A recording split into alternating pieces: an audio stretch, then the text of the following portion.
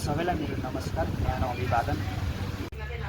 आज सिन्धुली जिल्लाको श्रीकृष्ण विक्क मोर्दा सिन्धुलीका नक्कली सांसद उज्जवल दनवार जस्तो मान्छे कहाँ छ भन्नेहरूको लागि म के भन्न चाहन्छु भने सिन्धुली जिल्लाको एक दलित मरेको होइन, सिन्धुली जिल्लाको एक नागरिक मरेको हो, सिन्धुली जिल्लाको एउटा भविष्यको कर्णधार मरेको हो।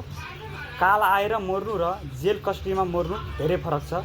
आज मृतकको न्यायको लागि माननीय सांसदहरू खगेन्द्र सुनुवार, रिमा विक्क, आशिष गजुरेल जस्ता माननीय सांसदहरू मृतकको न्यायको लागि राति राति नबनी मच्छरलाई टोकाई टोकाई रातभरि मृतक न्यायको लागि बस्दिनु भएकोमा उहाँहरूलाई हृदयदेखि धन्यवाद दिन चाहन्छु।